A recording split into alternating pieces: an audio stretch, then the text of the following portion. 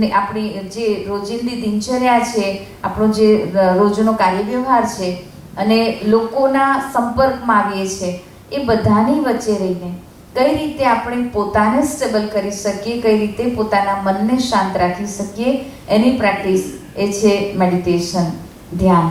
તો આપણે લગભગ 7 થી 10 મિનિટ માટે ધ્યાનમાં બેસીશું.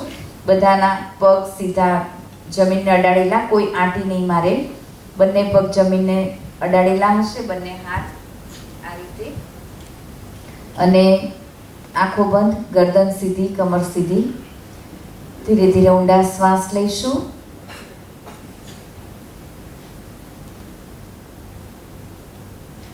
સંપૂર્ણ ધ્યાન શ્વસન ક્રિયા પર. હું જે પ્રમાણે બોલું એ પ્રમાણે અનુભવ કરવાની કોશિશ કરીશું.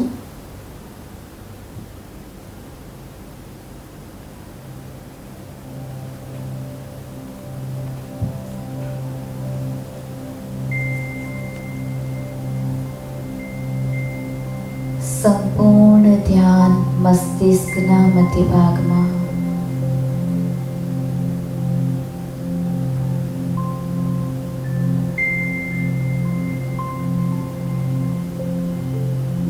જેવી રીતે કાર ચલાવવા માટે કાર ચાલક જ્યાંથી ગાડી કંટ્રોલ થાય છે ત્યાં જ બેસીને ગાડી ચલાવે છે, એ જ રીતે આ શરીરરૂપી કારમાં કંટ્રોલનું સ્થાન એ મસ્તિષ્ક છે. મસ્તિષ્કના મધ્ય ભાગમાં બે ભ્રમરોની વચ્ચે ભ્રુકુટીની મધ્યમાં એક ચમકતો સિતારો છે. આકાશમાં ચમકતા તારાની જેમ મસ્તિષ્કના મધ્ય ભાગમાં ચમકતા સિતારાને મહેસૂસ કરો.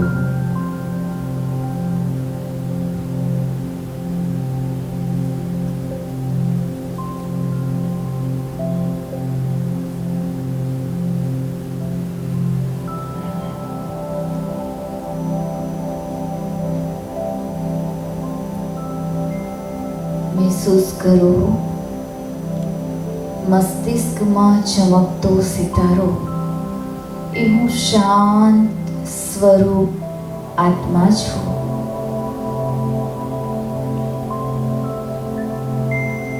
મુજ આત્મામાંથી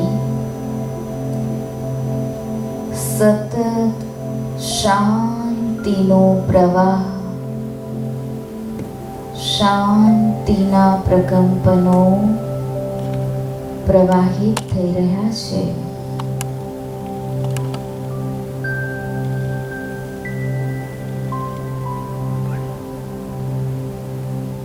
મુજ આત્મામાંથી પ્રવાહિત થઈ રહેલા શાંતિના પ્રકંપનો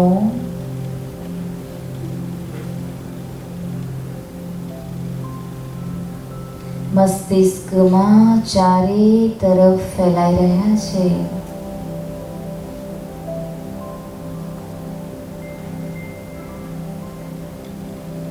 શાંતિના વાઇબ્રેશન્સ મસ્તિષ્કમાં ચારે તરફ ફેલાઈ રહ્યા છે.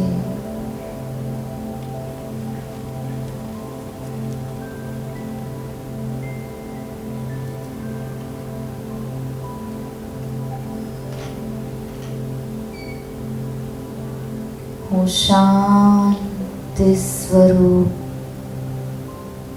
આત્મા છું.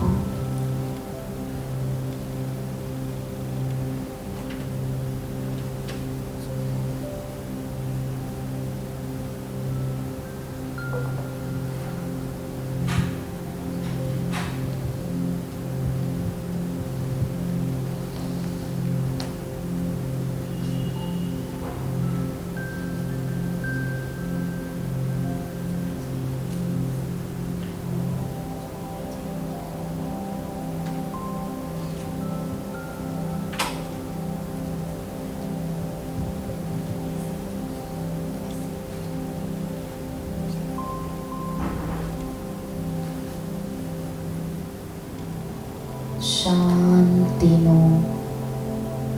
અનુભવ થઈ રહ્યો છે.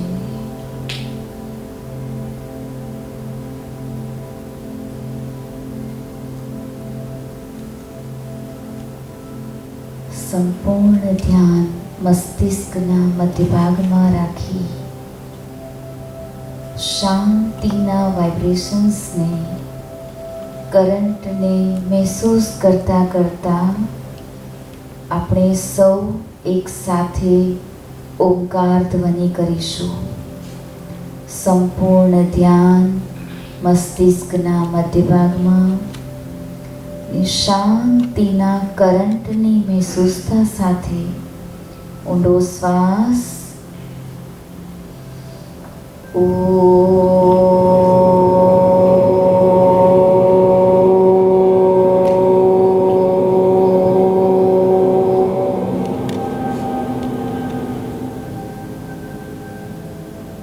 બધા એક સાથે ફરી એકવાર ઊંડો શ્વાસ ઓમકાર કરીશું.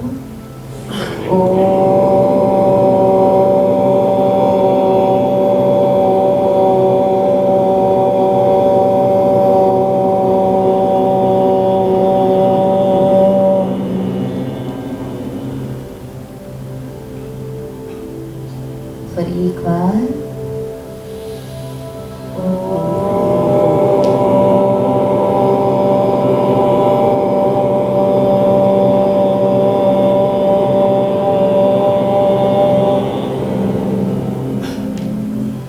રાજયોગિની બ્રહ્માકુમારી ડૉક્ટર ગીતા દીદી, આપ મૂળ જામનગરથી છો. આપને બાલ્યકાળથી જ આધ્યાત્મિકતામાં અને પરમાત્માના જ્ઞાનમાં રસ હતો. આપે બાળપણથી જ આ માર્ગ અપનાવ્યો અને 15 વર્ષની નાની ઉંમરે આપે આપનું જીવન ઈશ્વરીય સેવામાં સમર્પિત કરી દીધું. પહેલાં જામનગર વિસ્તારમાં સેવાઓ આપ્યા બાદ વર્તમાન સમયે વર્ષોથી રાજસ્થાનના ભીનમાલ ક્ષેત્રમાં આપ આપની સેવાઓ આપી રહ્યા છો. આપે કાઉન્સેલિંગ વિષય પર પણ MSc કર્યું છે અને કાઉન્સેલિંગની સેવાઓ બદલ આપને વર્લ્ડ બુક ઓફ રેકોર્ડ્સમાં લંડનમાં અને જેનોવાના હુ દ્વારા આપને વિશેષ સન્માનિત કરવામાં આવ્યા છે અને અમેરિકાની યુનિવર્સિટી દ્વારા આપને ડોક્ટરેટની માનદ ડિગ્રી પણ ઉપાધિ પણ આપવામાં આવી છે. આપ યુવાનો સાથે અને સંપૂર્ણ ગ્રામ વિકાસ અર્થે નારી સશક્તિકરણ, યુવા સશક્તિકરણ અને સંપૂર્ણ ગ્રામ વિકાસ આવા અનેક કાર્યક્રમો આપના દ્વારા થયા છે અને ભારતભરમાં આપે આપની સેવાઓ ખાસ કરીને યુવાઓ માટે, નારી સશક્તિકરણ માટે અને ગ્રામ વિકાસ માટે આપનું યોગદાન આપ્યું છે. તો આવા આદરણીય ગીતા દીદીજી, આજે આપણને ધ્યાન, યોગ એ કેવી રીતે આપણી સંપૂર્ણ લાઈફસ્ટાઈલ માટે જવાબદાર છે અને કેવી રીતે ઉપયોગી છે, એના લાભ શું છે, એના ઉપર પ્રકાશ પાડશે આદરણીય દીદીજી. એકવાર જોરદાર કરતલ ધ્વનિથી આપણે સૌ દીદીજીનું હાર્દિક સ્વાગત કરીએ છીએ. આદરણીય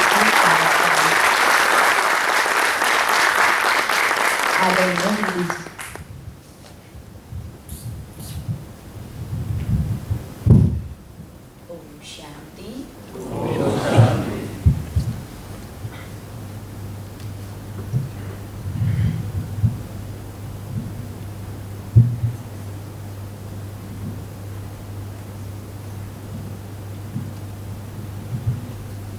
गुड मॉर्निंग.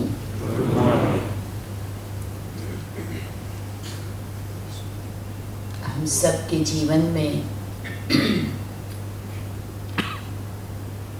ये कभी कभी अवसर आता है कि हम किसी महत्वपूर्ण व्यक्ति से मिलते हैं, लेकिन वो व्यक्ति हमसे दूर नहीं है. एक ऐसा व्यक्ति आपके जीवन में है जो आपके बारे में सब कुछ जानता है, जो आपको पूरी तरह पहचानता है, जो आपसे अनकंडीशनल प्यार करता है, बिना किसी डिमांड के वो आपके लिए सदा तैयार है। वो कौन हो सकता है? अगर उसे देखना है, अगर उससे मिलना है, उससे पूछना है कि मुझे क्या करना चाहिए, तो सिर्फ एक ही काम करना है, मिरर के सामने खड़े हो जाना है। क्योंकि वो आप ही है जो अपने आप को प्यार करते हैं। वो आप ही है जो अपने बारे में सब कुछ जानते हैं। ऐसी कोई भी सीक्रेट नहीं है जो आपको नहीं पता। जब भी हम जीवन की समस्याओं की भी बात करते हैं तो समस्याएं कुछ भी नहीं होती है, सिर्फ समाधान कठिन लगता है, वो हमें समस्या लगती है। समाधान पता तो होता ही है, पर जब समाधान मुश्किल लगता है तो उसको हम क्या कहते हैं? समस्या कहते हैं। आज हम ध्यान की बात कर रहे हैं, मेडिटेशन की बात कर रहे हैं। ध्यान के लिए मेडिटेशन एप्रोप्रिएट शब्द है और दूसरा शब्द है अटेंशन। आपको तो बार बार कहा जाता है, कमांड मिलती है ना, प्लीज पे अटेंशन। तो अटेंशन जीवन की ऐसी चीज है जो हमारी बाकी सारी, चाहे हमारी एटीट्यूड हो, चाहे हमारा विजन हो, उनको सबको लीड करता है। वो लीडर होता है, वो अटेंशन होता है। साइकोलॉजी कहती है where attention goes energy flows. आपकी समस्त एनर्जी वहाँ जाती है जहाँ आपका ध्यान जाता है। Where energy flows things will grow. जहाँ आपने एनर्जी लगाई वो चीज़ें ऑटोमेटिक बढ़ने लगती है। तो कितना इम्पोर्टेंट है कि जिन चीज़ों को आप जीवन में बढ़ाना चाहते हैं, सुख को, शांति को, हार्मनी को, प्रेम को, आनंद को, सुविधाओं को, जिसको भी आप बढ़ाना चाहते हैं, संभालना चाहते हैं, आपको सिर्फ उसके ऊपर अपना ध्यान देना है बस। और इस ध्यान को स्टेबल करना, यही विधि है सीखने की। एक बार एक गुरुजी थे, वो कुछ दिनों के लिए अपना आश्रम छोड़कर यात्रा पर जा रहे थे। तो उनको था कि मेरे पीछे सारा कारोबार कौन संभालेगा। तो उनका जो एक विशेष शिष्य था, उनको उन्होंने कहा था कि तुम मुझसे मिल के जाना। और वो भी सोच रहा था कि गुरुजी मुझे कुछ तो डायरेक्शन देकर जाएं ताकि मैं पीछे से ठीक से संभाल पाऊँ। तो जब तक वो पहुंचा तो गुरुजी ने मौन धारण कर लिया था। काफ़ी समय तक मौन में रहते थे। तो उन्होंने कहा, रिक्वेस्ट किया कि गुरुजी आप तो कई दिन के लिए जा रहे हैं, मुझे कुछ गाइड करके जाओ। तो उन्होंने एक पेपर लिया पेन मंगाया और उस पर एक वर्ड लिखा और उनको दे दिया, घर जाके देख लेना, रूम में जाके देख लेना। तो ठीक है, वो गुरुजी की साधना चल रही थी, वो चला गया। जल्दी से रूम में जाके देखा, मुझे क्या काम करने का बोला है। उसमें एक ही वर्ड था, अवेयरनेस। लेकिन उसे समझ में नहीं आया कि क्या अवेयरनेस। कुछ तो गुरुजी मुझे डिटेल बताते, नहीं तो कल को मेरे से कुछ भूल हो गई तो मुझे 2 4 5 काम बताते ना। फिर से वो गुरुजी के पास गया। गुरुजी तो रेस्ट पे जा रहे थे, तो फिर से उन्होंने रिक्वेस्ट किया कि आप सवेरे जल्दी निकलेंगे, उसके पहले प्लीज मुझे अपना पीछे का कोई काम कुछ बता के जाइए। तो फिर से उन्होंने उस पेपर पे 2 और वर्ड लिख दिए और वो 3 वर्ड उन्होंने कहा कि अपने रूम में जाके मंथन कर लेना। जब वो रूम में जाके फिर से चिट्ठी देखते हैं तो उसमें क्या लिखा हुआ था, अवेयरनेस के पीछे 2 वर्ड और थे और वो भी था अवेयरनेस, अवेयरनेस, अवेयरनेस। जिंदगी में जो हमें करना है, जो हमें नहीं करना है, ये दोनों ही हमें पता है।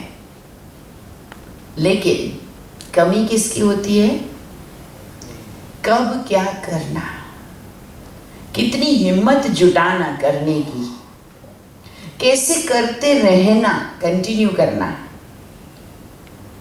कैसे कोई भी कॉम्प्लीमेंट आवे, कैसे भी कमेंट्स मिले, फिर भी उससे हिलना नहीं। सिर्फ वो शक्ति की जीवन में जरूरत है। पर ना युधिष्ठिर और दुर्योधन एक ही गुरुजी के पास पढ़े थे, पर दोनों के परफॉर्मेंस में क्या था? क्या था? समानता थी। प्लीज कुछ इंटरेक्ट कीजिए। आपको गंभीर होने की जरूरत नहीं, आपका घर है, आप रिलैक्स होके सुनिए। क्या अंतर था? थोड़ा अंतर था कि बड़ा अंतर था? बहुत बड़ा अंतर था।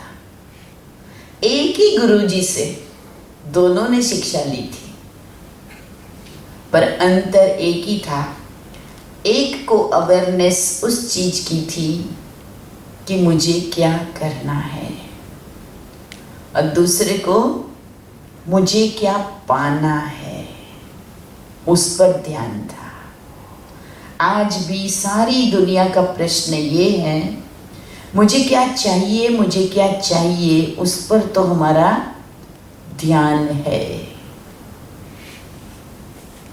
मुझे धनवान बनना है, मुझे संपत्तिवान बनना है, मुझे फेमस होना है, मुझे सम्मानित होना है, ये तो इस पर तो हमारा ध्यान रहता है।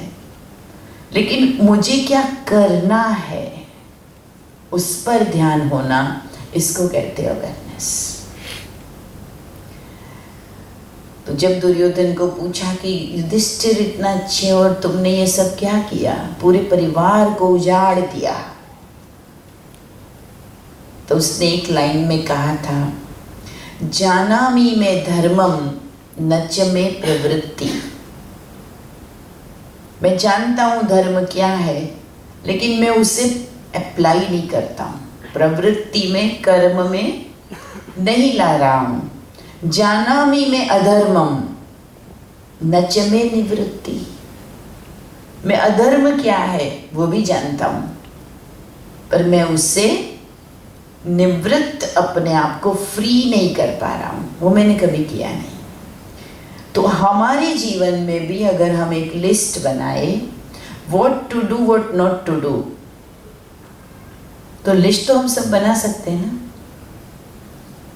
सबको पता होता है, जल्दी उठना चाहिए, गुस्सा नहीं करना चाहिए, प्यार से चलना चाहिए, आलस नहीं होनी चाहिए, व्यवस्थित चीज़ें रखनी चाहिए, वायदा निभाना चाहिए, ऑनेस्ट रहना चाहिए, बड़ों का रिस्पेक्ट करना चाहिए, किसको नहीं पता? एक शराबी को पूछो शराब पीना चाहिए, क्या बोलेगा?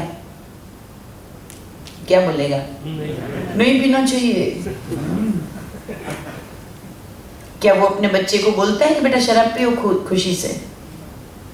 वो जानता है नहीं करना चाहिए, लेकिन कमी क्या है? उस सेल्फ कंट्रोल की कमी है, बिकॉज ऑफ अवेयरनेस की कमी है। अगर ये ध्यान स्वयं के ऊपर कंट्रोल के लिए, स्वयं को अनुशासित करने के लिए हो जाता है, तो वो व्यक्ति बिल्कुल पत्थर से मूर्त बन जाता है। दुनिया में कोई बड़े आदमी पैदा नहीं होते हैं, बड़े आदमी बनते हैं। जन्म तो सबका साधारण बालक के रूप में ही होता है, लेकिन जो कुछ भी वो गेन करते हैं वो उनकी प्रैक्टिस होती है, वो उनकी अपनी मेहनत होती है, वो उनके अपने एफर्ट्स होते हैं, और वो एफर्ट्स के लिए अटेंशन ज़रूरी होता है। आज हमारा अटेंशन कहाँ है? ज़्यादातर लोगों का, आम पब्लिक का, आप लोग तो बहुत अनुशासित रहते हैं क्योंकि आपकी बहुत अच्छी ट्रेनिंग है, लेकिन जो आम जीवन में लोग रहते हैं, कोई जल्दी उठने की ज़रूरत नहीं होती है। मैं तो गुजरात में विशेष देखती हूँ, आराम से 10 बजे के बाद दुकान खोलते हैं। मैं नॉर्थ में देखती हूँ लोग 7 बजे पहुँच जाते हैं, मार्केट ओपन हो जाता है, और यहाँ तो फिर दिन में भी शट डाउन। तो कभी कभी लगता होगा ना, काश हम भी बिजनेस कर रहे होते हैं। अपनी जॉब से कभी कभी ऐसा लगता है कि इस जॉब से कोई और जॉब होती थोड़ा सा। कितनों को लगता है? कितनों को लगता है? Be honest. सबको लगता है। जो मेरा काम है, अगर वो मेरी फर्स्ट चॉइस नहीं थी, तो उस काम से मेरा लगाव थोड़ा कम होता है, सेटिस्फेक्शन कम होता है।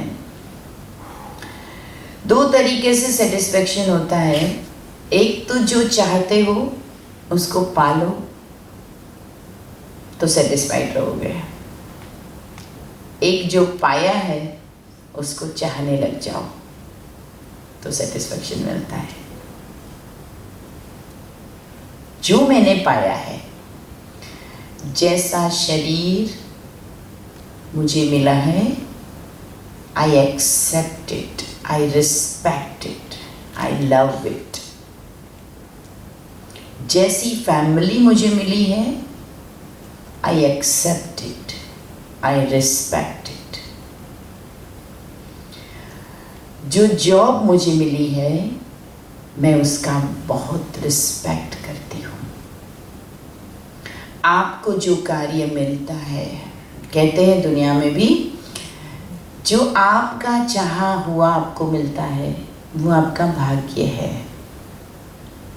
लेकिन जो आपके सोचने के अलावा कुछ आपको मिलता है, आपने नहीं सोचा था कभी, लेकिन वो कार्य आपको मिलता है, ये भगवान की इच्छा से होता है। वो आपकी इच्छा से होता था जो आपको मिलता, और अब जो मिला है वो सृष्टि रचयिता की इच्छा से मिला है, और उसमें उसकी भी आशीर्वाद है। आपको हमेशा बेटर करने का चांस रहता है। ऐसा नहीं है कि इंसान कुछ बेटर नहीं कर सकता, लेकिन फर्स्ट ऑफ ऑल जीवन में आनंद खुशी के लिए हमें अपने वर्तमान को एक्सेप्ट करना है, रिस्पेक्ट करना है। तब हम अटेंशन उस पर देंगे जो इस समय की मेरी ज़रूरत है। अधिकतर दुनिया के लोग या तो पास्ट में जीते हैं या फ्यूचर में जीते हैं, इसलिए उनका अटेंशन वर्तमान के कामों में नहीं रहता है। बहुत से लोग बीती हुई बातों को सोचते रहते हैं, थोड़ी सी और मेहनत कर लेता थोड़े और परसेंटेज आ जाते हैं। क्यों इनकी दोस्ती की, क्यों मम्मी पापा ने थोड़ी कंजूसी की, क्यों मेरा जन्म अच्छे से बड़े से शहर में नहीं हुआ, क्यों कॉन्वेंट में पढ़ाई नहीं हुई, क्यों इंग्लिश मीडियम में बढ़िया से मैंने ध्यान नहीं दिया, क्यों एग्जाम के टाइम दोस्तों के साथ मस्ती कर रहा था, क्यों ये नहीं किया। पास्ट की बातें,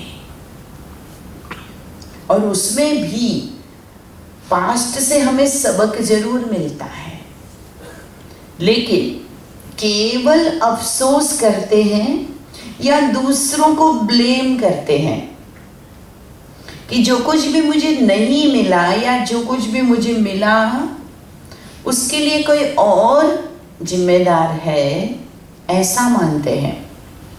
तब तक हम एकाग्र या खुश नहीं हो पाते हैं। वैसे तो भारत का राष्ट्रीय खेल कौन सा है? हॉकी है, लेकिन अनऑफिशियली एक राष्ट्रीय खेल है हमारा क्रिकेट। अच्छा, वो तो मोस्ट पॉपुलर गेम है भारत का। अनऑफिशियल भी एक गेम है।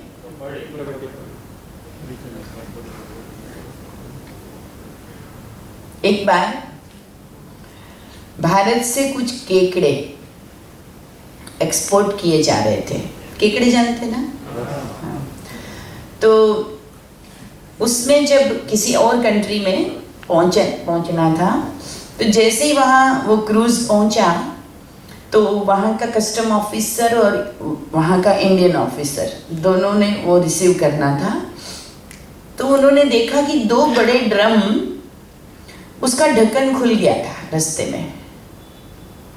और आप जानते हैं कि ढक्कन खुलने से केकड़े तो कितना स्पीडी मूव करते हैं। तो जो वहाँ का ऑफिसर था, उन्होंने कहा कि देखिए सर, आपके कंट्री से ये आया है क्रूज, लेकिन आप देख लीजिए ये 2 ड्रम का कट करना पड़ेगा, है ना, मनी उसका कम मिलेगा आपको, क्योंकि देखिए 2 ड्रम पूरी तरह से खुले हैं। लेकिन इंडियन ऑफिसर ने कहा तो ना पैसा तो पूरा लेंगे हम। वो बोले कैसे पूरा ले सकते हैं, तो आपको जब हमको डिलीवरी कम मिलेगी तो आपको पैसा भी कम मिलेगा। बोले नहीं, वो अंदर ही होगा सारा माल। बोले ऐसे कैसे हो सकता, आप बिना देखे कैसे बोल सकते हैं कि ढक्कन जिसका खुला है फिर भी सारे के सारे अगर सामान अंदर मिल जाए, केकड़े अंदर मिल जाए, ये कैसे पॉसिबल है। वो कहता है ठीक है आप चलिए।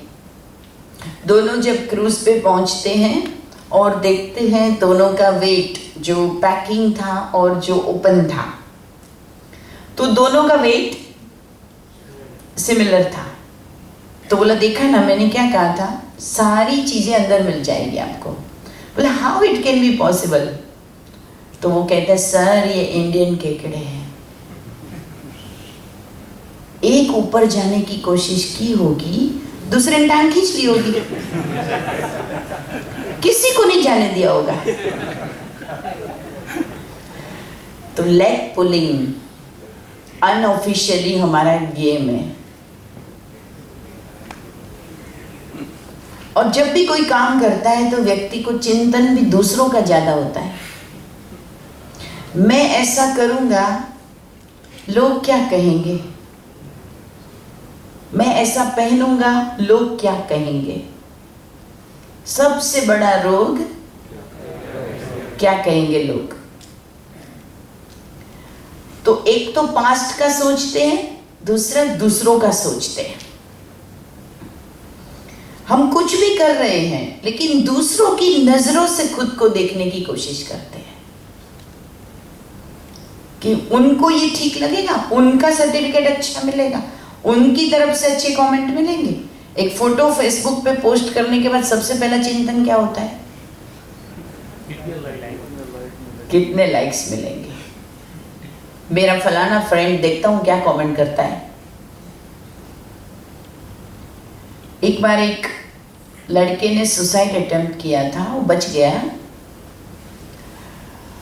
उसकी काउंसलिंग में उसको जब पूछा गया तो क्या कॉज था, रीजन क्या था, बहुत पूछने पर उसने बताया, आपको पता होगा हर 3 सेकंड में एक व्यक्ति सुसाइड कर रहा है भारत में। ये लेक्चर पूरा होगा तब तक गिनती कर लीजिए कितने लोग सुसाइड कर चुके होंगे।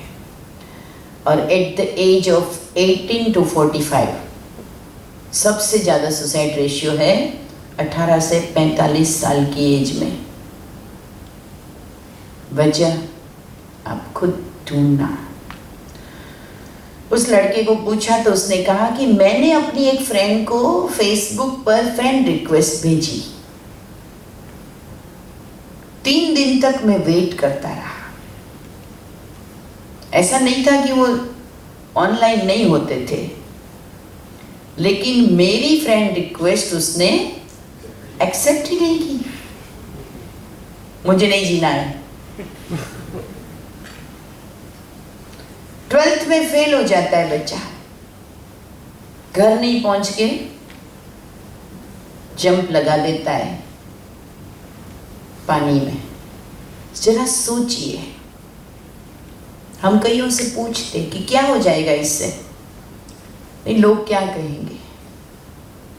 मेरे पापा ने क्या क्या मेरे बारे में सोचा था। एक बार तो कानपुर में एक किस्सा हुआ था, किसी का बेटा 12th बोर्ड में फेल हो गया, उसकी मां ने सुसाइड अटेम्प्ट किया था। इतना ज्यादा आज हम दूसरों की कमेंट से परेशान हैं।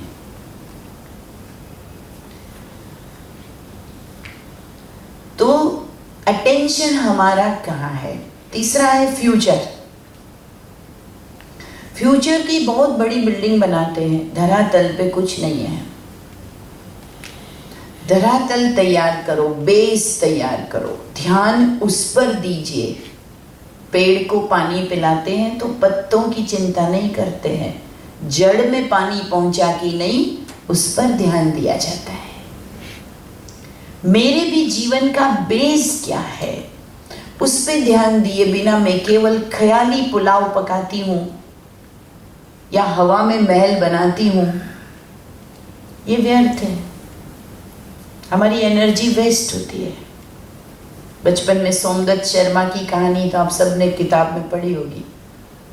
सबके घर से वो आटा लाता था, थोड़ा थोड़ा आटा बचता था, उसको जमा करता था एक पुरानी सी मटकी में, टूटे से खाट पे सोता था। एक दिन उसका ध्यान जाता है कि मटकी लगभग भरने को आई है, तो विचार चलना शुरू होता है लेटे लेटे, क्या करूँगा अभी, कल इस मटकी वाले आटे को बाजार में ले जाऊंगा, बेचूंगा, पैसे आएंगे, फिर क्या करूंगा, फिर एक बकरी खरीदूंगा, फिर बकरी से दूध मिलेगा, थोड़े और पैसे आएंगे, एक और बकरी खरीदूंगा, और पैसे आएंगे, फिर बकरी बेच दूंगा, फिर एक भैंस खरीदूंगा, फिर भैंस अच्छा दूध देगी, उससे और पैसे आएंगे, घी बेचूंगा, दूध बेचूंगा, फिर पैसे जमा हो जाएंगे, छोटा सा घर बनाऊंगा, शादी करूंगा, मेरा बच्चा होगा,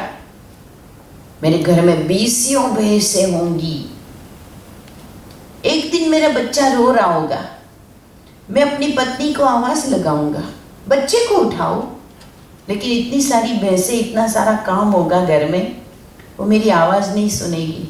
मुझे बहुत गुस्सा आएगा, एक लात मारूंगा, और लात मार दी मटकी को। जितना आटा था सपना हो गया चूर, लेकिन कितनी एनर्जी गई। जरूर सोचना चाहिए भविष्य का, लेकिन कितना, ये भी अवेयरनेस।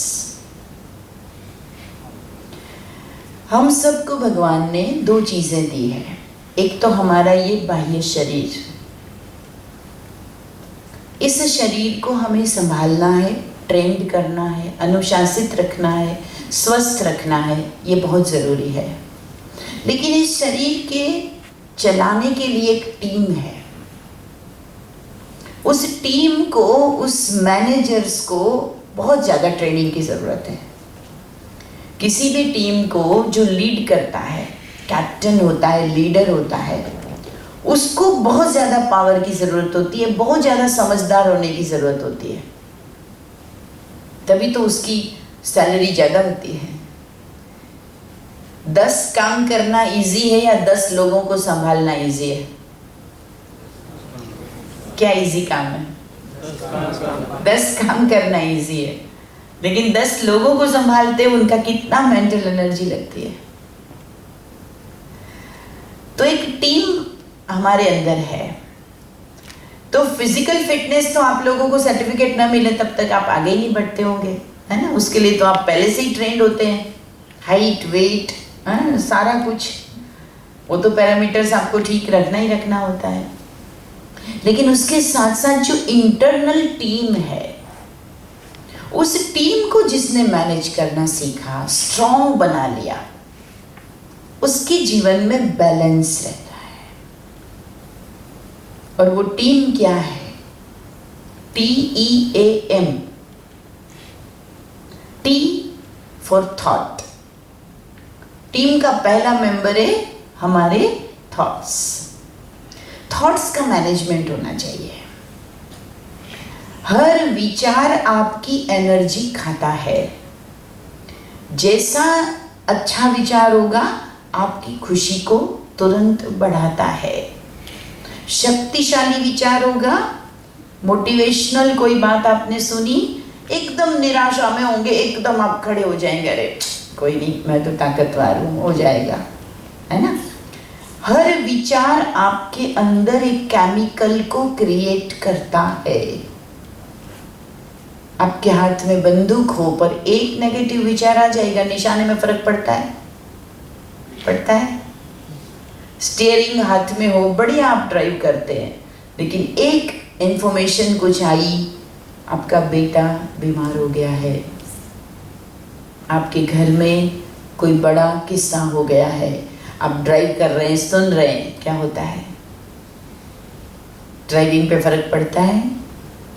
एक व्यक्ति रोटी पका रहा है, लेकिन जैसे उसके मन में खुशी होती है, रोटी पे उसका असर होता है, जैसे उसके मन में दुख होता है, उस रोटी पे उसका असर होता है।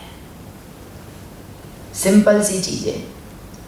एक बार मन की शक्ति का प्रयोग करने के लिए एक एक्सपेरिमेंट किया गया था कि नेगेटिव थिंकिंग क्या असर डालती है, पॉजिटिव थिंकिंग क्या असर डालती है। तो उसके लिए एक परमिशन ली गई एक जेल प्रशासन से।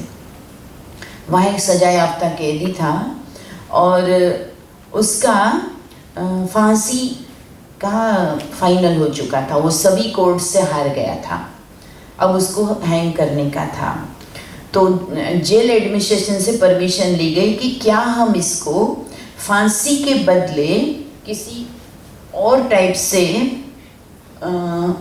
मौत दे सकते हैं। तो कहा ठीक है, उसको भी, उसकी काउंसलिंग भी की गई, उसको पूछा गया, तो कहा है ओके, मुझे तो कैसे भी मरना है, चाहे फांसी पे लटकाओ चाहे कुछ और करो। तो उसे कहा गया कि तुम्हें फांसी नहीं देके एक काले नाग से, कोबरा से कटवाया जाएगा। ठीक है, तो 1 महीना पहले से जेल में कोबरा लाया गया और वहाँ रखा गया था और वो देखता था, और 3 दिन तो बिल्कुल उसके सामने वो कोबरा था और उसे मेंटली प्रिपेयर किया गया कि ये तुम्हारे पैर में काटेगा, तो जो टाइम फिक्स है, जो दिन फिक्स है, उस टाइम क्या किया गया, जब उसके सामने वो दिन आया तो उसके मुंह को ढक दिया और सामने से जो कोबरा था ना उसको आराम से हटा दिया और एक छोटे से चूहे को लाया गया। चूहे से उसके पैर को कटवाया गया। क्या हुआ होगा? विदिन 3 मिनट्स वो आदमी मर गया। बचपन में कितनी बार हम सबको चूहे ने काटा होगा? हम सब तो कुछ नहीं हुआ ना, उस आदमी को किसने मारा? किसने मारा? सबसे ताज्जुब की बात ये थी कि जब उसका पीएम होता है तो पोस्टमार्टम रिपोर्ट में कोबरा वाला पॉइजन का असर उसके ब्लड में पाया गया। ये है सोच की ताकत। इसलिए कभी कितना भी गुस्सा आए किसी को काटना मत। हकीकत में एक बार हुआ था, वडोदरा के पास के गांव की न्यूज़पेपर में फ्रंट पेज पे बॉक्स न्यूज़ आई थी। मेरे पास अभी भी उसकी कटिंग है। गांव में एक माँ अपने बेटे के साथ में सो रही थी। बरसात के दिन थे तो एक सांप निकला अचानक और उसने उसके बेटे को काटा। बेटा तड़पने लगा, वो माँ से देखा नहीं गया। उसको इतना गुस्सा आया कि उसने अपने मुंह से सांप को काटा। सांप मर गया। किस में जहर ज्यादा है? जब गुस्सा आता है तो शरीर में वो केमिकल्स रिड्यूस होते हैं जो इतना खतरनाक काम भी कर सकते हैं। ये है सोच। वही सोच अगर पॉजिटिव है, आज हमारे पास ऐसे सैकड़ों उदाहरण हैं जिनको 3rd डिग्री का कैंसर हो चुका है। डॉक्टर्स ने कह दिया है अगले 6 महीने जो करना है कर लो, आपकी उम्र इससे ज्यादा नहीं है। ऐसे पेशेंट पॉजिटिव थिंकिंग करके स्टेबल है, 20-20 साल हो चुके हैं, आज भी आराम से जी रहे हैं। दवाई अपना काम करती है लेकिन उनके शरीर में कुछ भी बढ़ नहीं रहा है। वो एक ही थॉट है उनका, मैं स्वस्थ हूँ। साइकोलॉजी कहती है सुबह से शाम तक केवल 5 से 10 बार आप ये कह दो कि मैं ठीक नहीं हूँ, मेरी तबीयत ठीक नहीं है, शायद फीवर है, शायद ठीक नहीं है, शाम को 102 डिग्री होगा। वही बीमार व्यक्ति बार बार अगर खुद को एफर्मेशन देता है, I am okay, I am going to be fine, बस अब ठीक हो रहा हूँ, बस अब कुछ नहीं है, वो ओके हो जाता है। हमारे पास कार्डियोलॉजिस्ट डॉक्टर सतीश गुप्ता है माउंट आबू में। उन्होंने अभी तक 5 से 6 हज़ार जितने कार्डियक पेशेंट्स जिनकी आर्टरी धमनियाँ 80%, 75% बंद हो चुकी थी, डॉक्टर्स ने उनको कहा था ऑलमोस्ट कि बस आप अभी भागदौड़ नहीं करेंगे, ये ध्यान रखेंगे, वो ध्यान रखेंगे।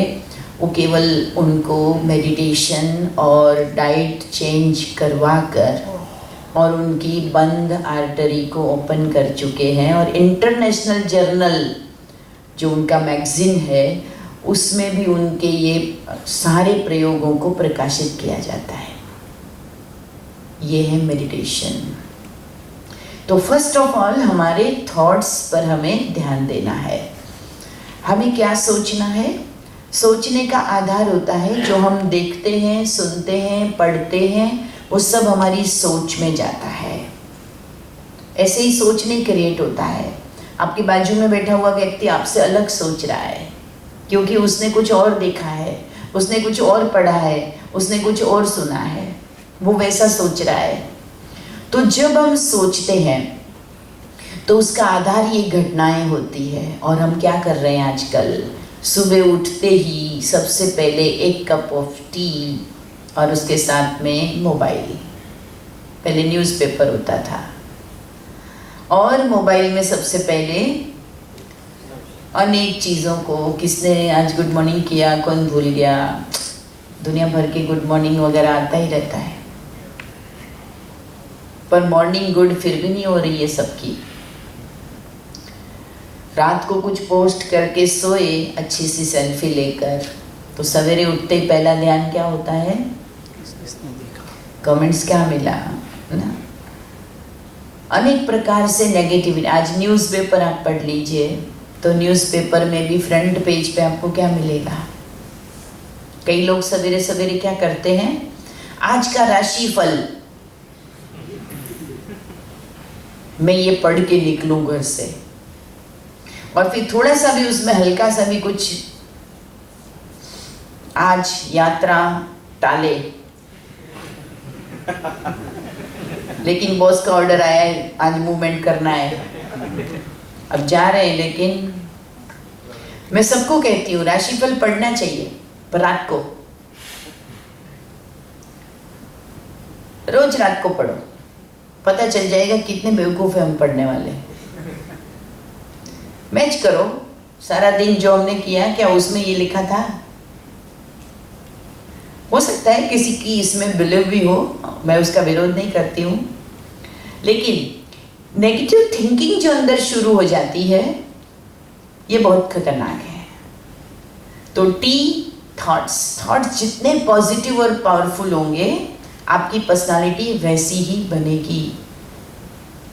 आप अगर खुशियों का विचार करना चाहते हैं तो आप खुशी भरे गीत सुनिए, सुबह सुबह उगते सूरज को देखिए, अच्छा सा ऑक्सीजन मिले ऐसी खुली हवा में, अच्छी सी प्रेयर सुनिए, कुछ जीवन की प्रेरणा मिले ऐसे व्यक्तित्वों को पढ़िए, और कम से कम 8 बजे तक बाहर की दुनिया की न्यूज न सुने, सुबह सुबह न सुने, तो भी आपके थॉट प्रोसेस में आप बहुत बेहतरी पाएंगे। Second, E for emotion. Team का दूसरा मेंबर है इमोशन। हम बहुत जल्दी कोई ना कोई इमोशन में आ जाते हैं। अभी अभी आईपीएल खत्म हुआ थोड़े दिन पहले। 2008 आईपीएल में एक किस्सा बना था जिसके कारण 2 अलग अलग टीम के 2 इंडियन क्रिकेट प्लेयर, उनका इंटरनेशनल क्रिकेट खेलना बैन हो गया था, याद है? 2 क्रिकेट प्लेयर खचाखच भरे स्टेडियम में मैच के बीच में भिड़ गए थे, एक ने दूसरे को थप्पड़ मार दी थी, सब जानते हैं, है ना? जब वो बहुत अच्छा खेल रहे थे, उस वक्त इमोशन को कंट्रोल न करने के कारण उनका क्रिकेट पर बैन लग गया, करोड़ों की कमाई बंद हो गई। शरीर को भी उस समय तो प्लेयर की खेलने की उम्र कितनी होती है, वैसे ही बहुत थोड़ी होती है ना, बाद में तो वैसे ही नहीं खेल पाते, लेकिन उस टाइम उनका है। माइक टाइसन का आपने नाम सुना होगा, दुनिया के बहुत बड़े मुक्केबाज, वो भी अपने कैरियर के पिक पर थे एकदम। तब एक बार उनके प्रतिद्वंदी को उन्होंने भरे मैदान में उसका कान चबा दिया था, इतना गुस्सा था उनको, और उसी समय उनको परमानेंटली बैन कर दिया गया। उसके बाद वो कभी भी मुक्केबाजी में हिस्सा नहीं ले सके। इमोशन हमें प्रेरित भी करती है, लेकिन इमोशन को नियंत्रित करना, इसके लिए मेडिटेशन ही एकमात्र इलाज है। कितना भी गुस्सा हो, कितनी भी विपरीत परिस्थिति हो, पोज लो, गहरी सांस लो, टेक इट इजी, जो होगा करेंगे, ठहरो। एक बार तो कोई सुसाइड करने जा रहा है ना, उसको 5 मिनट रोक लो, 5 मिनट के बाद उसको बोलो अभी जाओ, 90% तो नहीं जाएंगे, क्योंकि वो जोश ही होता है उस वक्त। ये इमोशंस को हमें पॉजिटिव इमोशंस में बदलना है। हम परमात्मा को याद करें तो रूखी सूखी प्रार्थना ना करें, उसमें हमारी इमोशन को डालें। जो भावना से प्रार्थना करता है, जो भी शब्द आप सुने उसमें भावना जोड़ दें, तो आप देखना आपका परमात्मा से खड़े खड़े जैसे दर्शन करेंगे। जिसको भी आप मानते हैं, ईश्वर, अल्लाह, जीसस, जिसको भी आप मानते हैं, लेकिन पूरी भावना से आप एकाग्र हो सकते हैं। तो टीम का दूसरा मेंबर है emotion. Then A for attitude. हम सब जो कार्य बार बार करते हैं उसके बाद हमारा एक एटीट्यूड बन जाता है, मैं तो यही हूं, मैं तो यही करूंगा, मैं यही कर सकता हूं, मेरी ये लिमिट है। लेकिन एटीट्यूड एक लेवल तक तो बहुत अच्छा है कि हमें पता है कि व्हाट एम आई, परंतु कभी कभी हम अपनी और जो अधिक लिमिट्स से बाहर की ताकत होती है उसको हम फिर भूल जाते हैं। हम जितना आज कर रहे हैं ना, उससे कहीं अधिक हमारे अंदर ताकत है। उसको पहचानने के लिए हमें एटीट्यूड के बंधन में नहीं रहना है और जिंदगी के प्रति एक पॉजिटिव एटीट्यूड बनाना है कि ये जिंदगी में सब कुछ टेम्पररी है। हम आए हैं, क्या बोलते हैं, हम इस दुनिया में आए हैं, इसका मतलब क्या है? हम यहां तो थे नहीं, आए हैं, एक दिन जाना भी है, तो ये भी याद रखना है। दूसरा, हम अकेले आए हैं, इसका मतलब हम जब जाएंगे तब, और देख भी रहे हैं दुनिया को, रोज के हजारों लाखों मौतें हो रही है, न कुछ न कोई साथ आया न साथ जाएगा। तो कहीं हम शूद्र चीजों के लिए परेशान तो नहीं है। दृष्टिकोण बहुत बड़ी चीज है, स्वयं के प्रति भी अन्य के प्रति भी। एक अच्छा दृष्टिकोण रखने वाला व्यक्ति हमेशा सफल होता है। एक बहुत बड़े टेनिस प्लेयर थे, मैं उनका नाम भूल रही हूँ, याद आ जाएगा। तो जब उनके खेल में वो बहुत अच्छा खेल रहे थे, वर्ल्ड चैंपियन थे, तब उनको बोन कैंसर हो गया, हड्डियों का कैंसर हो गया और उनका खेलना डॉक्टरों ने ना बोल दिया। तो वो घर पे रेस्ट करते थे, सब उनके फैंस बहुत उदास हुए, उनको मिलने आते थे। तो वो एक बार पूछे कोई, तो सर आपको भगवान से कोई शिकायत नहीं है? आपके साथ इस उम्र में, जब आपको कितना अच्छा खेलना था, नाम कितना होना था, हम आपको मैदान में खेलते हुए देखना चाह रहे थे, इस वक्त आपके साथ ये हुआ, आपको बुरा नहीं लग रहा है? उन्होंने कहा नहीं। बोले क्या सोचते हैं फिर आप? तो उन्होंने बताया कि जब मैं 5 साल का था तो मैंने जस्ट टेनिस खेलना शुरू किया था, आर्थर एश उनका नाम। तो मेरे कंट्री में 5 लाख बच्चों ने टेनिस खेलना शुरू किया था, उसमें से मैं भी एक था।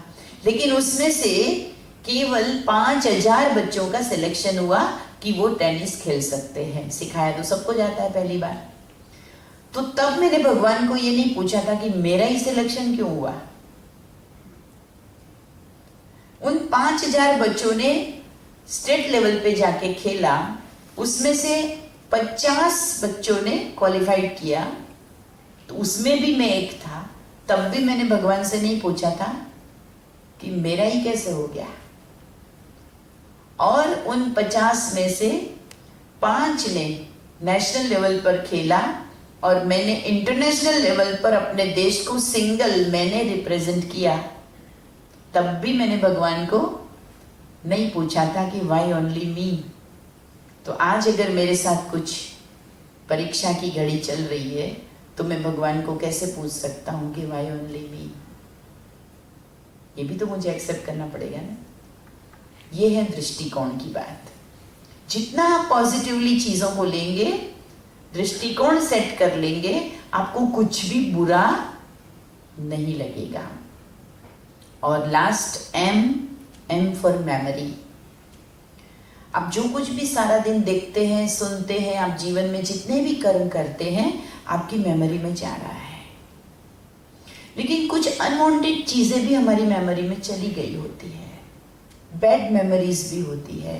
हमें कुछ बुरा लगा, हमने कुछ नुकसान उठाया, फेल्यूर का सामना हुआ, वो भी बहुत अंदर दर्द देके जाता है। किसी का ब्रेकअप हो गया, किसी का फैमिली डिस्टर्बेंस हुआ, किसी का कुछ हुआ, ये चीजें भी हमारे अंदर स्टोर हो जाती है। उस व्यक्ति का नाम सामने आते ही, कहीं भी जिक्र होते ही, वो जो दर्द था वो आज भी दर्द महसूस होने लगता है, क्योंकि मेमोरीज में पड़ा है। हमारे पास कई माताएं बहनें आती हैं, जब ज्ञान सुनते हैं तो वो कहते हैं कि दीदी हमको ना आप सुनाते हैं तो अच्छा लगता है, लेकिन याद नहीं रहता है। हम बोलते क्यों याद नहीं रहता? बोले पता नहीं, अभी हमारी याददाश्त नहीं है। लेकिन एक्चुअली क्या होता है पता है? 20-30 साल पहले घर में झगड़ा हुआ हो ना, वो बात पूछ लो कि तब क्या हुआ था, कैसे हुआ था, वो सब कुछ उनको याद होता है, क्योंकि मेमोरी में इतना कुछ भर रखा है। तो आज जब अच्छी चीजें, काम की बातें सुन रहे हैं तो क्या होता है, आपके मोबाइल में भी होता है ना, कभी कभी बहुत अच्छी अच्छी फोटो लेते गए, लेकिन कभी कभी एकदम से मैसेज आता है, sorry no space, memory full, please delete some files. और ऐसी जगह आता है मैसेज की वहां डिलीट भी नहीं कर पाते। समझ में नहीं आता इस समय क्या डिलीट करूं, क्या रखूं। इसलिए समय रहते फोन की मेमोरी को भी क्लीन करना पड़ता है, अनवांटेड फाइल्स को डिलीट करना होता है, क्योंकि स्मार्टफोन का ज़माना है। जब वो बटन वाला छोटा फ़ोन होता था तो हम नहीं कर पाते थे, लेकिन अभी तो हम कर सकते हैं। तो हमें अपनी मेमोरी का भी ध्यान रखना है। कहीं ऐसी चीज़ें तो मैंने अंदर स्टोर करके नहीं रखी जो मुझे बार बार दर्द देती है, तकलीफ देती है, कड़वी यादें, उसको डिलीट करें। किसी का उपकार, किसी ने मेरा उपकार किया, मेरा भला किया, जाने अनजाने भी उनका एहसान कभी ना भूलें, थैंक्स करना ना भूलें। आजकल हम भगवान से भी ना शिकायतें बहुत करते हैं। मेरे दोस्त के घर में तो अच्छी सी गाड़ी आ गई, मैं अभी तक 2 व्हीलर पे क्यों हूँ, उनके पास ओडी खड़ी है, मेरे पास स्विफ्ट ही है अभी तक। ये भगवान मेरे साथ ऐसा क्यों हो रहा है? शिकायत तो अनेक प्रकार की होती है, लेकिन शुक्रिया कितना करते हैं? कोरोना काल में दुनिया के 60 लाख से ज्यादा लोग कोरोना में खत्म हो गए, 60 लाख से ज्यादा, लेकिन हम बच गए। हमने भगवान को थैंक्स बोला, जरूर उसको मेरी जरूरत थी, मुझे बचा लिया। हम भी तो जा सकते थे। दुनिया में करोड़ों लोग अंधे हैं, देख नहीं पाते हैं, फिर भी वो सरवाइव कर रहे हैं। भगवान ने मुझे प्यारी सी 2 आंखें दी है, मैं सब कुछ देख पाता हूँ। मैंने उसके लिए भगवान को थैंक्स किया।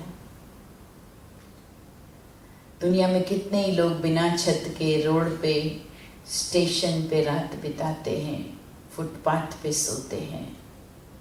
हमें भगवान ने अगर एक प्यारा सा मकान दिया है, उस छत के नीचे हम सोते हैं, तो हमें भगवान का शुक्रिया तो करना चाहिए, प्रकृति का शुक्रिया करना चाहिए, माता पिता का शुक्रिया करना चाहिए, जिन्होंने भी जीवन में कभी भी हमें गाइड किया उनका शुक्रिया करना चाहिए। लेकिन हम शिकायत बहुत जल्दी कर लेते। तो मेमोरी में अगर ऐसी अच्छी चीज़ों को सेव करेंगे तो वो मेमोरी खुद ही हमारा एक फोर्स बनेगी। कितनी भी विपरीत चीज़ें हो जाए जीवन में, तब भी हमारे अंदर से रिवेंज, बदले की भावना नहीं आएगी। अंदर से कभी भी नेगेटिव एटीट्यूड हमारा नहीं बनेगा, नेगेटिव रिएक्शन नहीं होगा हमारा। नहीं तो आजकल छोटी छोटी बात में इतना रिएक्ट करता है व्यक्ति, अपने ही प्रियजनों की हानि कर देता है। इतना प्यारा बच्चा, इतनी प्यारा घर का कोई मेंबर होता है, उसी के ऊपर वो इतना गुस्सा कर बैठता है, तो मार देता है या मर जाता है या पता नहीं क्या कर देता है। तो ये इसलिए होता है क्योंकि अंदर बहुत कुछ भरा हुआ है। समय रहते उसको क्या करेंगे, क्या करेंगे? डिलीट करेंगे। तो आज ये प्रभु शरणम में आप आए हैं, तो परमात्मा के आगे जो भी अर्पित करते हैं तो वो परमानेंट करते हैं, वापस नहीं लेते हैं। तो आज अपने आप से पूछना, हम यहाँ परमात्मा की शरण में क्या छोड़कर जाएंगे?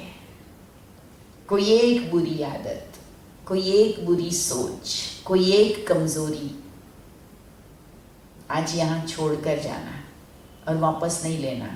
हमारे बीच में दीदी आएंगे अभी, तो आप दीदी के सामने कमिटमेंट करना कि आपने हमें बुलाया, हम यहाँ आए, हमें अच्छा सुकून मिला, तो हम यह एक महसूस करके चीज़ों को त्याग करेंगे।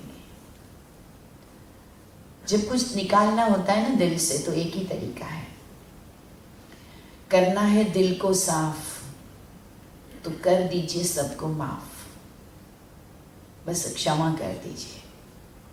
चाहे किसी ने आज तक मेरे साथ मेरे लिए कुछ भी किया, कुछ भी बोला, शिकायत की, मेरी उन्नति को रोका, ईर्ष्या की, गुस्सा किया, निंदा की। दीदी हमारे बीच में, हम एक हाथ की ताली बजाएं, एक हाथ से दीदी का वेलकम। उन सब को आज हम यहाँ पर क्षमा करेंगे, और अपने से भी अगर किसी को कोई हमने नुकसान पहुंचाया हो, तो सच्चे दिल से आज और आने वाले दिनों में जब भी वो मिल जाए, क्षमा मांग लेना। आपका दिल बहुत हल्का हो जाएगा, आपकी मेमोरी क्लीन हो जाएगी। ये लाखों लोगों का अनुभव है। तो इस तरह से मेडिटेशन की दिशा में, पहले आपने मेडिटेशन किया ना, तो अब आपको सिंपल 2 ही चीज़ें जाननी रह गई है। एक तो अपने शरीर को स्थिर करके बैठना है, मस्तक में अपने सत्य स्वरूप को, क्योंकि ये शरीर तो भौतिक है, उसके अंदर चेतना शक्ति आत्मा है, उसको देखना है। मैं आत्मा हूँ, शरीर नहीं हूँ। और उस आत्मा रूपी बैटरी को चार्ज करने के लिए कॉस्मिक एनर्जी, जो सारे विश्व में परमात्मा की एनर्जी फैली हुई है, उसके साथ उसको कनेक्ट करना है। बहन आपको बताएंगे, और भी आप कैसे इसके पूरे 7 दिन के कोर्स को कर सकते हैं। ऑनलाइन भी यूट्यूब पर भी 7 दिन के कोर्स की लिंक अवेलेबल होती है, दीदी भी आपको बताएंगे। आप सब ने इन चीज़ों को सुना है, लेकिन कुछ न कुछ अपने लाइफ में चेंज करने के संकल्प को लेकर जाना है। ओम शांति। दीदी चाह रहे हैं कि आपने 1 घंटा यहाँ पर जो सुना, अनुभव किया, आप में से कोई बताएं। पहले दीदी सुनना चाहेंगे कि आपको क्या लगा, उसके बाद दीदी ब्लेसिंग देंगे। तो कौन आएंगे? आप कोई भी आकर के सुनाइए, जो भी ठीक समझे कि मुझे क्या सुनाना है, क्या शेयर करना है।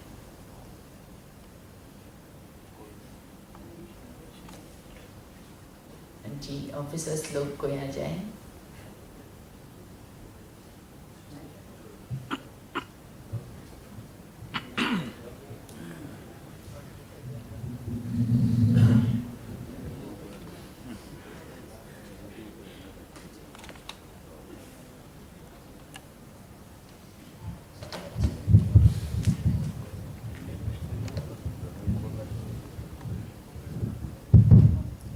ओम शांति।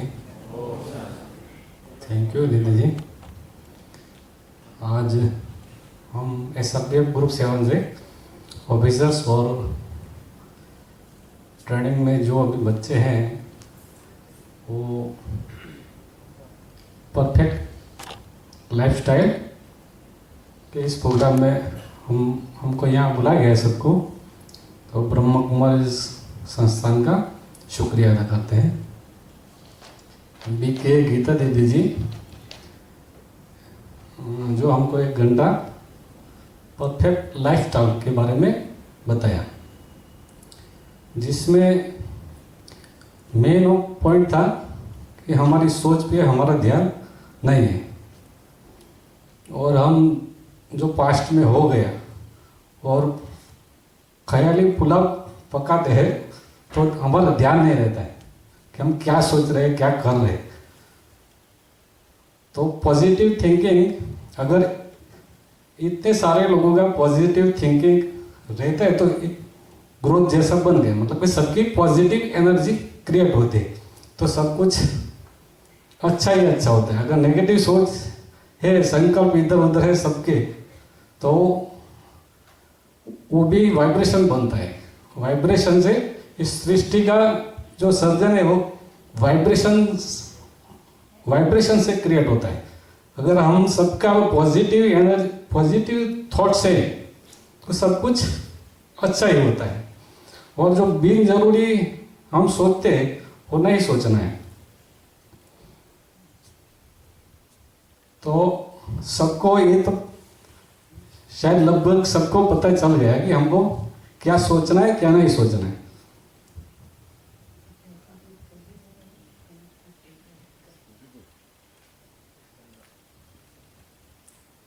आगे के लिए दीदी।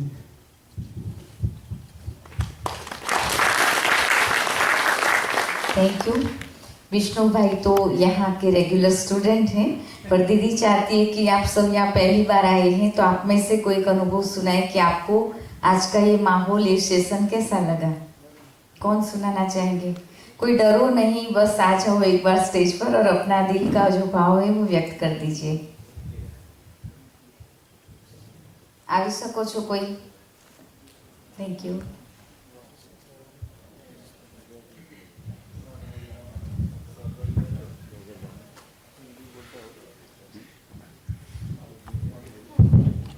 ओम शांति।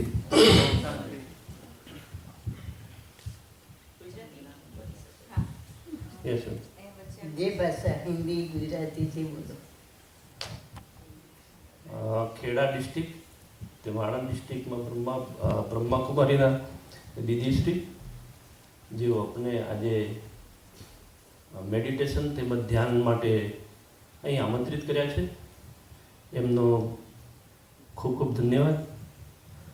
અને ડૉક્ટર ગીતા દીદી દ્વારા જે 1 કલાક આપણને ધ્યાન તેમજ મેડિટેશન માટે મોટિવેટ કર્યા છે, આપણું આઉટડોર અમને એમનું ઇન્ડોર કઈ પ્રકારનું હોય છે જે આપણી બોડીની અંદર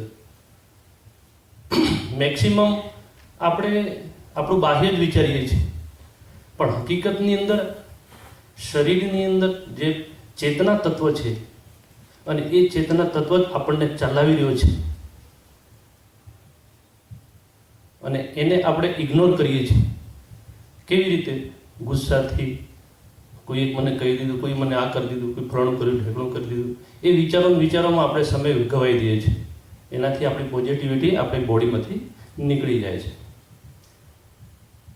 અને ધ્યાન અને મેડિટેશન વિશે ગીતા દીદીએ એક વસ્તુ આપણને એટલી ગહેરાઈથી સમજાઈ છે કે જેને આપણે જીવનમાં ઉતારવી જોઈએ, જેનાથી જ આપણી બિલ્ડિંગ બનશે। બીજાના કહેવાથી કદી નહીં બને। આપણે આપણા મન ઉપર એટેચ કરવું પડશે। આજે નહીં તો ભવિષ્યમાં, નહીં તો કોઈ પણ જન્મ લેશો ત્યાં પણ આ વસ્તુ કાર્ય કરશો તો જ આ જીવની મુક્તિ થશે।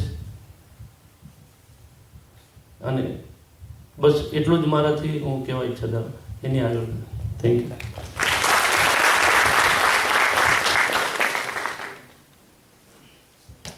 ખૂબ ખૂબ આભાર। હવે આદરણીય બેન આજના આપણા કાર્યક્રમમાં આપણે આદરણીય દીદીજીના આશીર્વચન પ્રાપ્ત કરીશું।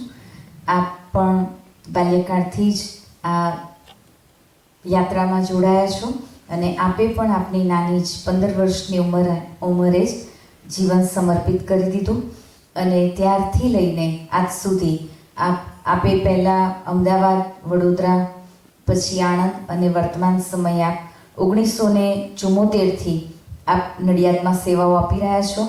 1/1/74 આપે પહેલીવાર આધ્યાત્મિકતાના બીજ આ ખેડા ભૂમિ પર વાવ્યા। નડિયાદની ભૂમિ પર શ્રી સંતરામ મંદિરથી આ આધ્યાત્મિક યાત્રા શરૂ થઈ અને ત્યારબાદ મકાન બદલતા સંતરામ સોસાયટીમાં પોતાનું સેવા કેન્દ્ર થયું અને 2018માં આપણે પ્રભુ શરણમમાં અહીંયા શિફ્ટ થયા અને ત્યાર પછી અહીંયા જ સેવાકીય પ્રવૃત્તિ ચાલી રહી છે। નડિયાદ સિવાય નડિયાદના અંડરમાં 42 સેવા કેન્દ્રોનું આપ સુચારુ રૂપે સંચાલન કરી રહ્યા છો એવા આદરણીય દીદીજી। ઓમ શાંતિ। આજે વિશેષ નડિયાદની સેવાઓ શરૂ થઈ ત્યારથી એસઆરપીની અંદર સેવાઓ કરવા અવારનવાર જવાનું થતું હતું અને ખુશીની વાત તો એ જ છે કે ત્યાં અમારી ગીતા પાઠશાળા અંદર જ ચાલતી હતી અને એનાથી તમારા જેવા પરિવારના ઘણા બધા આધ્યાત્મિક જીવન અત્યારના પોતાનું જીવી રહ્યા છે અને આજે પહેલી વખત આટલું મોટું ગ્રુપ આવ્યું હોય તો એસઆરપી કેમ્પમાંથી પહેલી વખત આવ્યા છે, કેમ કે પ્રભુ શરણમ મોટો હોલ થયા પછી આ પ્રોગ્રામ આપનો અહીંયા બન્યો છે. જ્યારે કે આપણે પોતાના જીવનને પ્રભુને શરણમાં અર્પણ કરીએ છીએ ત્યારે આપણું જે જીવન છે એ શ્રેષ્ઠ અને ઊંચું બને છે. અત્યાર સુધી તો આપણે મનુષ્યને પોતાના જીવનને અર્પણ કરતા ગયા અને એની સહાય આપણે લેતા ગયા, પરંતુ હવે અનુભવ કરીએ કે મનુષ્યની શક્તિ લિમિટમાં છે અને એ એટલું જ કરી શકવાના, પણ સર્વશક્તિવાન પરમાત્માની શક્તિ એ અથાગ છે અને એ શક્તિને આપ હર કાર્યની અંદર, કેમ કે આપનું જે કાર્ય છે એ પણ બહુ મોટી જવાબદારીનું કાર્ય છે અને એ કાર્યની અંદર પણ જો આપણે પરમાત્માની શક્તિને પોતાની સાથે રાખીએ છીએ તો આપણને આપણા જીવનની અંદર હંમેશા સફળતા મળતી રહે છે. આજના દિવસે હું વધારે ન કહેતા એ જ શુભભાવના અને શુભકામના રાખું છું કે આપ પણ આપણા જીવનની અંદર ઈશ્વરની શક્તિને હંમેશા સાથે રાખો. આમ પણ આપણે જોઈએ છીએ કે યુદ્ધના મેદાનમાં અર્જુને કૃષ્ણને સાથે રાખ્યા અને એનો વિજય થયો. આપણું પણ જે કાર્ય છે એની અંદર જો પરમાત્માને હંમેશા મનથી સાથે રાખીશું તો કોઈ પણ કાર્યની અંદર સફળતા આપણી ચરણોમાં ઝૂકેલી છે. આજના દિવસે આપ બધા પ્રતિ એ જ શુભભાવના અને શુભકામના રાખું છું કે જીવનને જ્યારે સાચી દિશા આજે મળેલી છે એ દિશાનો વિચાર કરીને રહેવાનું તો આપને ત્યાં જ છે, પોતાના કાર્યક્ષેત્રની અંદર, પોતાના ગૃહસ્થની અંદર, પરંતુ પોતાના જીવનને એક શ્રેષ્ઠ જીવન બનાવીએ અને આપણે માનવો છીએ તો માનવમાંથી એક એવા મહામાનવ બનીએ અને મહામાનવમાંથી એક દેવાત્મા બનીએ એવી આજના દિવસે શુભભાવના અને શુભકામના રાખું છું. કેમ કે આપણો દેશ એક વખત ભારત ભૂમિ દેવભૂમિ હતો.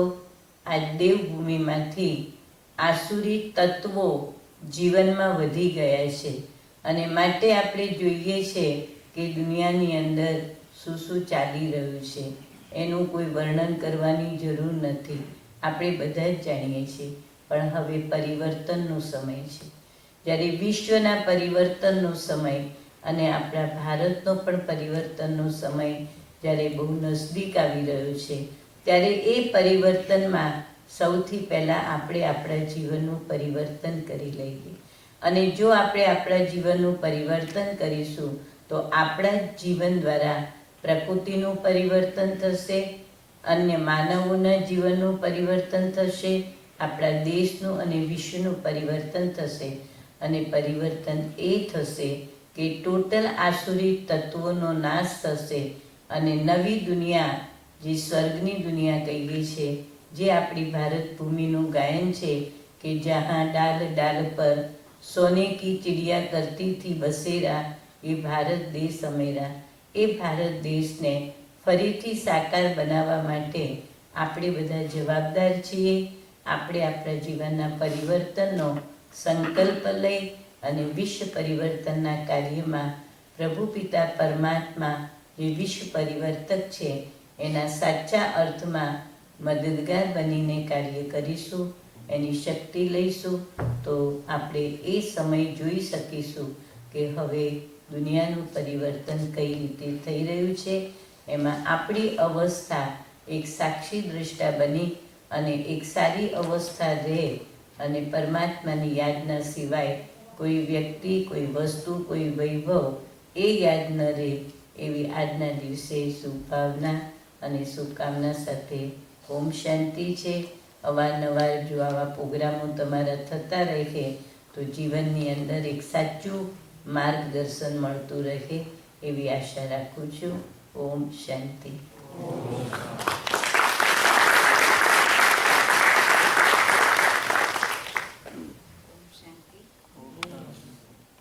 આજે આ સુંદર કાર્યક્રમ આપ સર્વ માટે યાદગાર દિવસ બની રહેશે. પ્રથમવાર એસઆરપી ગ્રુપના જવાનો પ્રભુ શરણમાં આવ્યા છે અને આશા રાખીએ છીએ કે જો રક્ષાબંધનનો કાર્યક્રમ પણ આ રીતે થઈ શકે તો આપણે બહુ જ સુંદર રીતે 1 થી 1.5 કલાકનો આધ્યાત્મિક માહોલમાં બેસાડીને આ કાર્યક્રમ કરી શકીએ. પહેલાં તો યાદવ સાહેબનો ખૂબ ખૂબ દિલથી આભાર માનીશું કે એમણે આ કાર્યક્રમને આપના માટે આયોજન કર્યું અને આપ સર્વને આવા પવિત્ર આધ્યાત્મિક વાતાવરણમાં મોકલ્યા. અને આપ સર્વનો પણ ખૂબ ખૂબ આભાર કે એમના આદેશનું માન રાખીને આપ સૌ અહીં આજે સમયસર પધાર્યા છો અને આ કાર્યક્રમનો લાભ લીધો છે. હવે ઝાલા સાહેબ અને પટેલ સાહેબને વિનંતી કરીશ કે બેનના હસ્તે તેઓ પ્રભુ પ્રસાદ સ્વીકાર કરે અને ત્યારબાદ પરમાત્માની યાદમાં બેસીશું. નિકિતાબેન, પરમાત્માની યાદમાં બેસીશું અને આપ સર્વને પણ દીદીના હાથે પ્રસાદ પ્રાપ્ત થશે અને બંને લાઈનમાં આપણે પ્રસાદ સ્વીકાર કરીશું.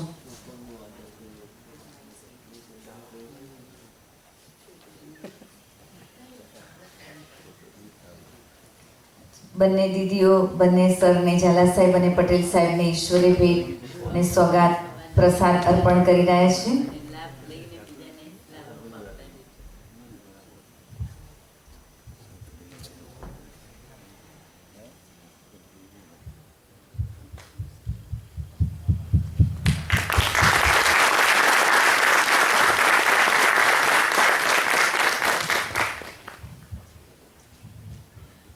Y20 અંતર્ગત યુવાઓ માટે આ કાર્યક્રમ સતત થઈ રહ્યા છે અને આ વખતે જે G20નો કાર્યક્રમ આપણને એની પ્રેસિડેન્સી ઇન્ડિયાને પ્રાપ્ત થઈ છે અને એના અંતર્ગત યુવાનોના કાર્યક્રમ માટેની જવાબદારી આપણા માનનીય વડાપ્રધાનશ્રીએ બ્રહ્માકુમારીઝને સોંપી છે અને એટલે બ્રહ્માકુમારીઝ સંસ્થા યુવાઓ માટે Y20 અંતર્ગત સતત કાર્યશીલ છે, કાર્યક્રમો થઈ જ રહ્યા છે અને એમાં આપ સૌ સહયોગી બન્યા છો.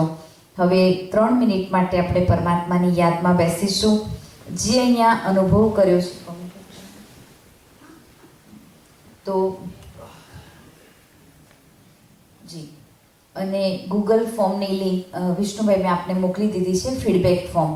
તો બધાના જ કોન્ટેક્ટ આપની પાસે હોય કે કોઈ ગ્રુપ હોય તો એમને આપ શેર કરજો જેથી આજના કાર્યક્રમનો અનુભવ એ લોકો એમાં ફોર્મ ભરી શકે. ગૂગલ ફોર્મની લિંક છે એટલે ફોર્મમાં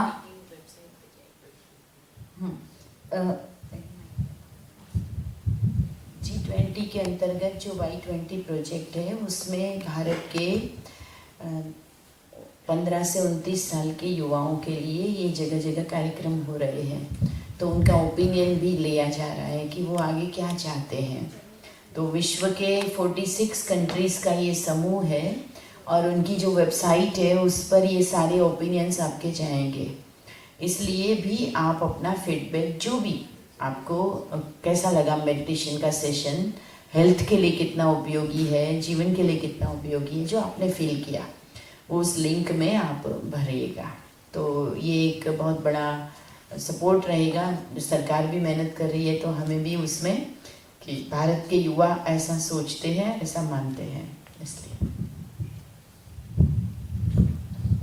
તો પરમાત્માની યાદમાં બેસીશું અને ત્યારબાદ પ્રભુ પ્રસાદ માટે લાઈન આ બાજુથી આવશે અને વચ્ચેથી જશે. લાઈન આ બાજુથી આવશે અને વચ્ચેથી જશે અને 3 નંબરના ગેટથી આપણે બહાર નીકળીશું. ઓમ શાંતિ.